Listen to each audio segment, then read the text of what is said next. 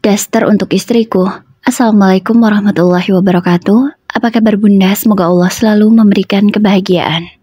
Ingin rasanya aku mencubit ginjal tokoh lelaki dalam cerita ini. Selamat mendengarkan, semoga ikut kesal ya bun. Masak apa kamu Sil? Tanya aku. Tapi wanita yang sudah 3 tahun menjadi istriku itu hanya diam. Tanpa menjawab sepatah kata pun, ia langsung sedikit bergeser dari depan kompor. Mungkin maksud ia agar aku bisa melihat dengan jelas apa yang sedang dimasak. Mie lagi? Tanya aku kesal. Terus kamu maunya dimasakin apa mas? Tanyanya balik. Ya minimal masak sayur sama goreng tempe kek. Jawabku. Karena memang hanya itu yang aku inginkan. Bukan mie lagi dan lagi. Aku sudah bosan setiap hari makan mie instan. Lagian mie itu tidak baik juga untuk kesehatan. Oh, kamu mau sayur bayam sama tempe goreng? Ya udah, sini uangnya. Katanya sembari menengadahkan tangan. Kok uang lagi? Kan tadi pagi sudah kukasih 5.000. Jawabku kesal, karena lagi-lagi Sisil minta uang. Kan cukup tuh uang 5.000 buat beli tempe sama bayam. Pas kan? Bayam 2.000, tempe 3.000. Cukup kan? Kataku lagi, karena aku tahu berapa harga bayam dan tempe. Iya mas, kalau dibelikan bayam sama tempe aja emang cukup. Tapi, lihat nih, gak ada minyak goreng, gak ada bawang, gak ada cabai. Kamu emangnya mau tempe sama bayamnya direbus? Jawab istriku dengan wajah yang cemberut. Aku langsung terdiam, tak berani lagi menjawab kata-katanya. Ya udahlah, aku makan mie aja. Kataku kemudian membantu istriku itu membawa mie yang sudah matang ke atas meja makan. Kami bertiga makan bersama. Kali ini Sisil memasak 2 bungkus mie untuk bertiga. Ya walaupun rasanya seperti itu, tapi tetap ku makan, mau tidak mau karena perutku sangat lapar. Kami makan tanpa ada yang bersuara sedikit pun, termasuk Raisa anak kami. Dia begitu anteng saat disuapi oleh Sisil. Sementara istriku makan setelah selesai menyuapi putrinya. Tentu mie rebus itu sudah semakin mengembang. Bahkan kuahnya sudah menyusut. Karena tak enak dengan situasi ini, aku memilih keluar rumah. Aku hisap sebatang rokok untuk menghilangkan stres. Rasanya situasi rumah tanggaku sekarang itu begitu rumit. Dulu di awal menikah, Sisil badannya sangat berisi, kulitnya mulus, wajahnya tidak kusam seperti sekarang. Saat ini dia benar-benar membosankan bagiku. Jerawat banyak di wajahnya. Belum lagi badannya semakin kurus. Ditambah lagi rambutnya tidak pernah rapi, selalu saja kusut. Tidak seperti dulu. Ingin rasanya aku kembali saat kami di awal menikah. Sisil terlihat sangat cantik dan wangi. Tak pernah dia kusam. Kapan ya bisa merasakan seperti itu lagi? Kataku dalam hati penuh harap. Rul, masak apa istrimu? Aku kaget dengan suara ibu yang tiba-tiba melengking di telingaku. Ibu, ngagetin aja. Itu tuh, tadi Sisil masak mie. Jawabku apa adanya. Apa? Mie lagi? Jawab ibuku kaget. Iya bu, Sisil cuma masak mie. Jawabku lagi. Aku ingin ibuku tahu kalau istriku sering sekali masak mie untukku. Ya udah, ibu masuk dulu ya, kata ibu. Tanpa menunggu jawabanku, beliau langsung masuk ke dalam rumah. Tak lama kemudian, ibu keluar lagi. Dan kini raut wajahnya terlihat sangat marah. Kenapa bu? Tanya aku. Jujur, aku takut sekali karena ibuku terlihat marah padaku. Padahal aku tidak tahu salahku apa. Darul, kamu ini punya keturunan pelit dari mana sih? Kamu pikir uang 5.000 itu dapat minyak goreng, dapat bumbu? Kata ibuku sembari berkacak pinggang. Beliau benar-benar marah. Kalau sudah begini, aku tak berani menjawab. Aku hanya diam dan menunduk. Sial, lagi-lagi Sisil mengadu. Batinku kesal. Pokoknya ibu gak mau tahu ya, Kasihlah uang belanja yang layak untuk istrimu. Jangan pelit begini. Gajimu itu emang kecil. Tapi kalau kamu tidak pelit dengan istrimu, pasti cukup. Jangan pernah takut kehabisan uang untuk menafkahi anak dan istri. Ucap ibu panjang lebar. Lagi-lagi beliau menceramahiku. Iya bu, nanti Darul kasih deh ke dia. Jawabku malas. Karena aku merasa selama ini aku sudah cukup memberi nafkah ke Sisil dan Raisa. Tapi ibu saja yang selalu mengganggu. Katanya uang belanjaku kurang. Padahal Sisil diam aja tuh, gak pernah protes.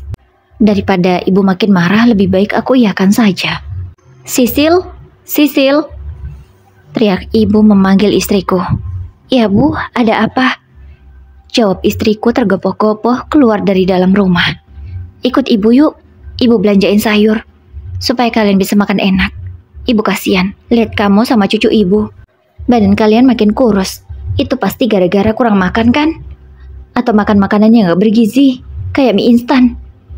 Ucap ibu ke istriku. Iya bu, emang itu yang aku makan hampir tiap hari. Jawab Sisil dengan nada yang sangat meyakinkan ibu. Kini mata ibu beralih ke arahku. Beliau menatapku dengan tajam. Darul, ibu malu banget punya anak kayak kamu. Gak bisa banget ngebahagiain anak sama istri, kata ibu dengan suara melengking. Kemudian segera pergi dari hadapanku. Tak lupa, ibu membawa anak dan juga istriku. Terserahlah bu, ibu mau ngomong apa.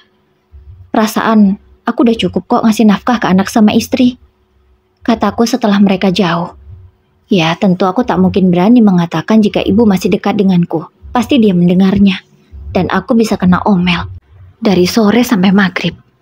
Di sore harinya, Sisil dan Raisa baru pulang. Mereka membawa pulang 2 kresek besar. Aku belum tahu apa isinya. Dengan semangat, istriku itu masuk ke dalam dapur, mengeluarkan semua isi di dalamnya. Aku melihat banyak sayuran hijau, telur, ayam, ikan, tempe, tahu. Iya, itulah bahan makanan yang istriku bawa pulang. Ini semua ibu yang beliin. Tanyaku pura-pura tidak tahu. Menurutmu? Jawab istriku, yang malah berbalik tanya. Aku pun diam, tak berani lagi menanyakannya. Pasti kalau kulanjutkan, Sisil akan semakin marah. Dari pulang sampai sekarang, mukanya cemberut aja. Bibirnya monyong panjang banget. Bisa tuh diikat karet. Sisil langsung masak bahan makanan yang ia bawa dari rumah ibu. Sementara aku duduk sembari memainkan ponselku. Aku menonton video lucu di TikTok. Saking lucunya aku sampai tertawa terpingkal-pingkal. Hingga tak sengaja, mata ini bertatapan dengan Sisil. Sisil melirikku tajam. Aku jadi takut. Segera aku matikan ponselku dan menemani Raisa bermain. Biasanya kalau sudah melirik tajam begitu, Sisil ada maunya. Dan aku tidak berani menanyakan. Dan aku juga tidak tahu apa maunya. Lebih baik ku temani saja anakku bermain daripada aku kena semprot. Ayo sayang, mandi dulu, udah sore. Ucap Sisil, ternyata ia sudah selesai masak. Tangannya dengan lincah langsung menggendong Raisa menuju kamar mandi. Sementara aku langsung ke dapur untuk melihat apa sih yang dimasak istriku. Kubuka tudung saji. Lezat sekali menu makan malamnya. Aku jadi gak sabar. Batinku merasa senang. Karena Sisil masak ikan goreng, sambal, tempe goreng, dan sayur bayam. Setelah Raisa mandi, aku pun gantian mandi. Sementara Sisil masih menggantikan pakaian Raisa. Sini dek, Raisa biar sama aku. Ucapku ke Sisil. Aku berniat mengajak Raisa bermain supaya ia bisa mandi. Tapi sayang, Raisa malah gak mau sama aku. Dia tetap mau sama ibunya. Ya sudahlah, mau gimana lagi. Akhirnya, Raisa menunggu Sisil mandi. Dia bermain di depan pintu kamar mandi. Aku membiarkannya. Karena menurutku, Raisa tenang-tenang saja. Jadi tak perlu aku menemaninya di sana. Azan maghrib sudah berkumandang. Aku ke musola untuk melaksanakan sholat. Kemudian pulang ke rumah karena tak sabar ingin segera makan. Perutku dari tadi sudah keroncongan. Wah, enak nih menunya. Kalau gini terus, aku bisa makan banyak. kataku dengan riang. Sementara Sisil melihatku tajam. Kamu gak malu, Mas? Kita bisa makan enak begini, pemberian dari ibumu. Tanyanya kepadaku dengan nada yang ketus. Ya emang kenapa? Kan dia ibuku. Sudah sepantasnya kan ibu memberikan kepada anaknya. Apa salah? Aku berbalik tanya ke Sisil. Tapi dia malah menggelengkan kepalanya. Aku tidak tahu apa maksudnya. Tapi bodoh amatlah, yang penting aku bisa makan enak. Tanpa harus mengeluarkan budget berlebih. Keesokan paginya seperti biasa. Kalau pagi Sisil selalu masak nasi goreng. Ya kalau ada telur dikasih telur, kalau nggak ada ya nasi goreng aja polosan. Selesai sarapan, aku langsung berangkat bekerja, takut terlambat. Aku bekerja sebagai seorang security. Ya gaji UMR. Lumayanlah untuk memenuhi kebutuhan kami setiap harinya. Hari ini aku dapat shift pagi sampai sore. Biasanya aku akan ada pergantian shift seminggu sekali. Seminggu masuk pagi sampai sore, seminggu dari malam sampai pagi. Karena kami menjadi security di pabrik, jadi harus standby 24 jam. Sore pun tiba, saatnya aku pulang. Perut sudah terasa lapar. Pasti Sisil masih masak enak nih, karena bahan makanan dari ibu kan masih banyak. Batinku. Aku segera melanjutkan motor sampai ke rumah. Karena sangat lapar, aku langsung menuju dapur. Iya, aku tidak mencari istri dan anakku terlebih dahulu. Palingan, mereka bermain di belakang. Aku langsung membuka tudung saji. Betapa kagetnya aku, karena di tudung saji hanya ada nasi putih dan sambal. Sepertinya ini sambal sisa kemarin. Kenapa Sisil nggak masak ya? Terus rumah berantakan gini. Apa sih kerjanya seharian? Aku mencari ke belakang rumah. Aku ingin bertanya pada Sisil, kenapa jam segini dia belum masak, padahal aku sudah sangat lapar. Tapi di belakang rumah tidak ada. Di dapur juga nggak ada. Di ruang tamu kosong. Di kamar mandi nggak ada siapa-siapa. Tempat terakhir yang belum kulihat adalah kamar. Tapi masa iya? Sore-sore begini dia di kamar. Tapi hanya kamar yang belum aku lihat. Aku segera membuka pintunya. Betapa kagetnya aku. Karena melihat istri dan anakku sedang tertidur di atas kasur. Sore-sore begini kenapa mereka tidur? Ya ampun. Sisil, bangun. Sore begini kenapa tidur? Gak bagus loh. Kataku sedikit emosi. Karena memang tak bagus kan tidur sore. Maaf mas, aku ngantuk banget dan capek. Jawab Sisil dengan suara lemas, khas orang yang baru bangun tidur. Capek ngapain sih? Masak juga belum. Rumah berantakan. Apa yang kamu kerjakan seharian? Jangan-jangan seharian kamu cuma tidur ya? Jadi begini ya kelakuanmu kalau aku sedang kerja. Ucapku marah. Iya, aku merasa kesal. Kenapa dia mengeluh capek padahal kerjaan rumah belum beres? Badan Raisa agak gak enak mas. Seharian dia rewel, maunya digendong terus. Kalau aku mau ngapa-ngapain gak boleh. Jawab Sisil menyampaikan alasannya. Ya kan kalau dia tidur, kamu bisa beres-beres dong. Kenapa malah ikutan tidur juga? Kataku lagi dengan kesal. Ya udah mas, besok kalau Raisa nggak enak badan, kamu yang ngurusin ya. Kata Sisil, kemudian beranjak dari kasur dan keluar kamar. Aku tak tahu dia mau kemana. Kok malah ngomong gitu sih? Padahal kan bener kataku. Kalau anak rewel, terus dia udah tidur, ya saatnya itu beres-beres. Bukannya malah ikut tidur. Ada-ada aja itu. Itu pasti cuma alasan Sisil, supaya nggak masak dan beres-beres rumah. Kini pandanganku beralih ke Raisa.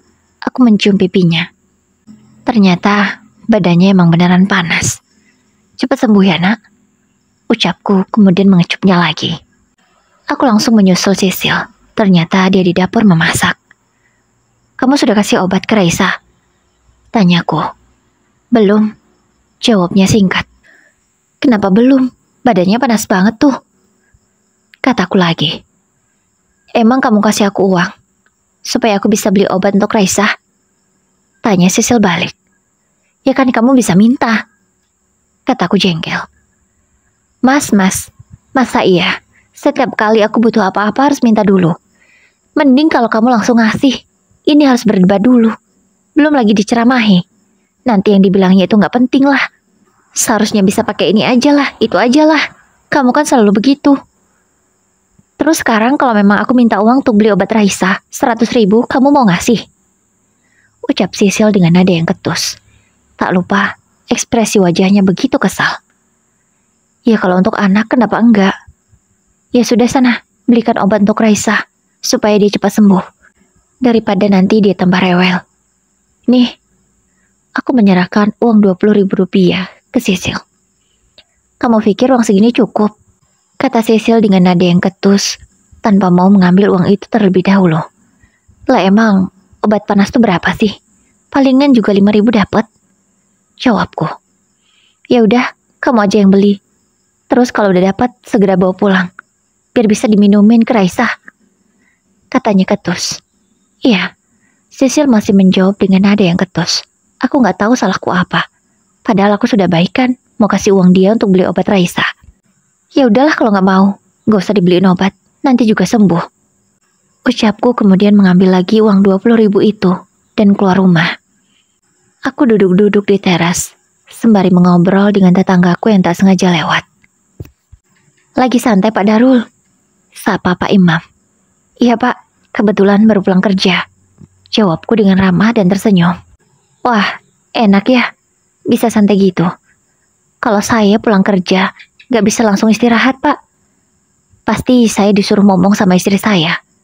Karena dia sudah capek katanya seharian ngomong anak. Kata Pak Imam menjelaskan padahal aku gak nanya. Loh, kenapa harus ngomong Pak? Kita kan juga capek baru pulang kerja. Jawabku, karena aku merasa tidak adil. Kita sudah seharian kerja, masa pulang harus disuruh ngomong anak juga. Ya gak apa-apalah Pak. Hitung-hitung bantuin istri. Dia sudah seharian capek di rumah, ngomong anak. Kita kan gak pernah tahu tuh, seharian tingkah anak itu seperti apa. Ya dengan kita bantuin ngomong anak, mudah-mudahan istri kita tidak terlalu stres. Kata Pak Imam lagi menjelaskan padaku. Padahal lagi-lagi aku gak nanya. Oh gitu ya Pak, iya deh. Aku segera menyudahi perbincangan, karena malas sekali menanggapinya. Menurutku itu gak penting. Lagian seorang suami, kalau sudah pulang kerja ya harusnya istirahat, bukan ngomong anak. Sisil, buatin kopi. Aku berteriak dari depan, agar meminta istriku itu membuatkan segelas kopi. Tak lama kemudian, ia keluar dengan secangkir kopi di tangannya. Tapi ada yang aneh, kopi itu tidak sekental biasanya. Karena merasa curiga, aku segera mencicipnya sedikit, karena kebetulan kopi itu masih panas. Kok pahit? Dan bening gini lagi? Tanya aku ke Sisil. Emang kamu udah kasih uang buat beli gula sama kopi? Jawabnya ketus kemudian masuk. Iya, dia tidak menunggu aku menjawab pertanyaannya. Selalu aja gitu kalau ditanya. Emang kamu udah kasih uang? Emang udah kamu kasih uang? Gitu aja terus. Jengkel sih. Tapi emang bener, aku belum kasih uang buat beli gula dan kopi. Ya aku pikirkan masih. Soalnya aku kan cuma sore aja ngopinya. Kalau pagi enggak. Harusnya awet dong. Kalau aku ingat-ingat, baru 2 minggu yang lalu aku beli gula sama kopi. Masa udah habis? Kan gak mungkin. Jarang juga kok di rumahku ada tamu. Jangan-jangan istriku... gak mungkin lah. Daripada berdebat, dan aku malah gak bisa minum kopi enak. Akhirnya aku ke warung untuk membeli 1/2 kilo gula dan 1 on kopi. Ini saja sudah menghabiskan uangku puluhan ribu. Iya, karena aku gak bisa kalau bukan minum kopi yang enak. Kalau yang murah aku suka sakit perut. Malam harinya, Raisa rewel. Dia tidak mau tidur karena badannya masih panas. Semalaman, aku melihat Sisil mondar-mandir untuk mengompres Raisa. Tapi anak itu tetap rewel. Raisa juga tidak mau turun dari gendongan Sisil. Dia maunya digendong terus. Aku sebenarnya ingin menggantikan, tapi mataku ngantuk dan besok aku harus kerja. Kalau aku bergadang juga bisa-bisa kesiangan. Aku pun memilih tidur hingga pagi hari. Pagi-pagi aku mau sarapan, tapi tidak ada makanan. Sisil, kamu gak masak ya? Tanya aku.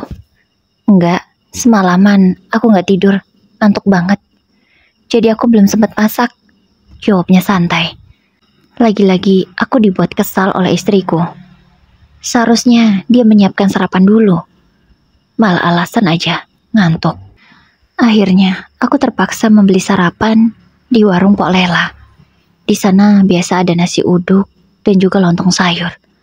Aku membeli sebungkus untuk diriku. Kalau Sisil nanti bisa masak jika Raisa sudah nggak rewel. Kalau aku harus beli 2, pengeluaranku semakin bertambah. Belum lagi aku harus beli bensin nanti. Sisil hanya melihatku saja yang sedang makan sarapan. Aku nggak tahu kenapa dia begitu. Ada-ada aja. Setelah selesai sarapan, aku segera berangkat. Takut terlambat. Sesampainya di tempat kerja, kami semua para security mendapatkan ceramah dari atasan. Karena ada barang pabrik yang hilang. Iya, sudah dijaga seketat itu, tapi masih kecolongan juga. Kami semua pun mendapatkan peringatan. Jika ini terjadi lagi, maka aku dan teman-temanku akan dipecat. Mulai saat ini, aku harus berhati-hati dalam bekerja, supaya posisiku tetap aman. Kalau aku tidak bekerja di sini, gimana? Susah sekali zaman sekarang mencari pekerjaan. Sorenya aku pulang seperti biasanya. Kali ini sudah ada makanan di meja. Hati pun tenang. Aku langsung makan dengan nikmat. Karena hari ini Sisil masak tempe goreng, ayam goreng dan juga tumis kangkung. Enak sekali rasanya. Apalagi ini semua gratis dari ibu. Iya, walau ibuku seorang janda, tapi ibu punya kebun. Dan dari kebunnya itu, ia bisa menjual dan mendapatkan uang. Ibuku punya kebun singkong yang cukup luas. Ya, kalau nanti ibu sudah nggak ada, kebun itu akan jadi milikku juga. Tapi kalau sekarang, ya masih ibu yang menguasai. Karena ibu tak punya penghasilan lain selain dari kebun singkong itu. Kamu udah makan belum, Sil? Tanya aku. Ia menggeleng. Ya udah, makan Gi, biar Raisa aku yang jaga. Aku langsung mengambil alih Raisa dari gendongan Sisil. Badannya masih panas. Apa nggak dibawa ke bidan aja? Tanyaku. Maunya gitu, tapi gimana ya? Apa kamu mau ngeluarin uang? Jawab istriku. Kok kamu ngomongnya gitu sih? Emang kamu pikir aku pelit apa?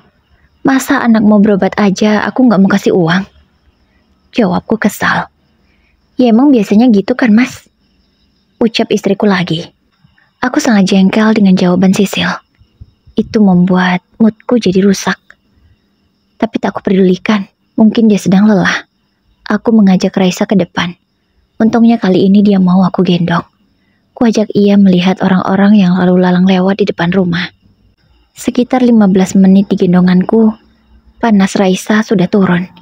Badannya udah gak panas lagi. Dengan cepat, aku langsung membawanya masuk ke dalam untuk memberitahu Sisil. Sisil, Raisa udah gak panas nih, pegang. Aku segera menyuruh Sisil memegang kening Raisa. Oh iya, udah gak panas lagi badannya mas. Ucap Sisil lega. Senyum di bibirnya langsung mengembang. Ia terlihat sangat bahagia. Sisil pun langsung menggendong Raisa di pelukannya, menciumi putrinya itu dengan senang. Rasanya hatiku ikut tenang, melihat istri dan anakku bahagia. Berarti nggak perlu dibawa ke bidan dong? Tanya aku ke Sisil. Bukannya menjawab, istriku itu malah diam dan menatapku tajam. Kemudian mengajak Raisa masuk ke dalam kamar. Entahlah, padahal aku nggak salah ngomong. Kok dia malah marah gitu ya? Beberapa minggu kemudian, tiba-tiba Sisil mengadu padaku. Kalau jerawatnya terasa sangat sakit sekali. Iya, memang kulihat mukanya merah. Jerawat yang ada di wajahnya semakin parah. Mas, gimana ini? Mukaku sakit banget. Rasanya kayak ditusuk-tusuk. Ucap Sisil kepadaku. Ya ampun, kok sampai kayak gitu sih? Kamu tuh gak bisa ngerawat wajah. Jadi gini kan? Kataku jengkel. Iya, karena Sisil itu gak bisa merawat wajahnya. Jadi jerawatan begini kan? Menyusahkan. Batin gue kesal. Ya udah mas, aku minta uang dong. Buat beli facial wash sama obat jerawat. Kata Sisil. Berapa? Tanya aku. 35.000. Jawabnya sembari memegangi pipinya yang merah. Apa? Banyak banget. Mahal itu. Jawabku terkejut. Karena menurutku itu sangat mahal. Ya emang segitu harganya mas. Facial wash 20.000. Obat jerawatnya 15.000. Itu pun udah yang murah. Jawab istriku ketus. Enggak lah, gini aja. Aku cariin obat yang pasti ampuh untuk jerawatmu. Dan tentunya gratis. Ucapku dengan yakin. Apa? Emang ada? Tanya Sisil bingung. Sudah, kamu tunggu aja di sini. Aku segera keluar rumah. Aku menuju rumah ibu yang jaraknya tidak jauh. Hanya beberapa langkah saja. Aman, ibu nggak ada di rumah. Aku segera ke belakang rumah untuk mengambil lidah buaya. Aku yakin ini pasti ampuh untuk jerawat Sisil. Setelah mendapatkan lidah buaya itu, aku kembali ke rumah. Untungnya ibu belum pulang, jadi aku aman. Kalau sampai ketahuan ibu, aku bisa kena marah habis-habisan. Ini, pakai, tapi cuci terlebih dahulu. Lalu, jadikanlah masker. Aku yakin setelah ini wajahmu sembuh. Ucapku meyakinkan Sisil. Kamu yakin, Mas? Tanyanya ragu-ragu. Aku yakin, ini kan alami. Pasti ampuh. Ya udah, aku coba. Jawabnya. Kemudian istriku itu masuk ke dalam rumah, mencuci lidah buaya itu sampai bersih, dan mengeruk isinya. Kemudian menempelkan cairan lendir itu ke pipinya. Namun beberapa saat kemudian, Sisil berteriak keras, lalu mencuci wajahnya dengan kasar. Mas, perih mas, teriaknya kesakitan, sambil mengipasi wajahnya yang semakin terlihat merah. Kenapa? Kok jadi begini? Tanya aku ikut panik. Gak tahu, kayaknya gak cocok deh pakai lidah buaya itu. Ini panas banget mas, ayo dong bawa aku ke rumah sakit. Sakit banget. Sisil terus saja mengeluh kalau wajahnya panas dan sakit. Aku pun panik. Akhirnya aku langsung membawanya ke rumah sakit. Raisa aku titipkan ke tetangga sebentar. Untungnya Raisa tidak rewel. Sesampainya di rumah sakit, kami langsung bertemu dokter. Untung kali itu antrian tidak terlalu panjang, jadi Sisil bisa cepat ditangani. Setelah 1 jam lebih di rumah sakit, akhirnya urusan Sisil dan jerawatnya sudah selesai. Kami diperbolehkan pulang setelah menebus obat di apotek. Aku hanya bisa menghela nafasku dalam-dalam.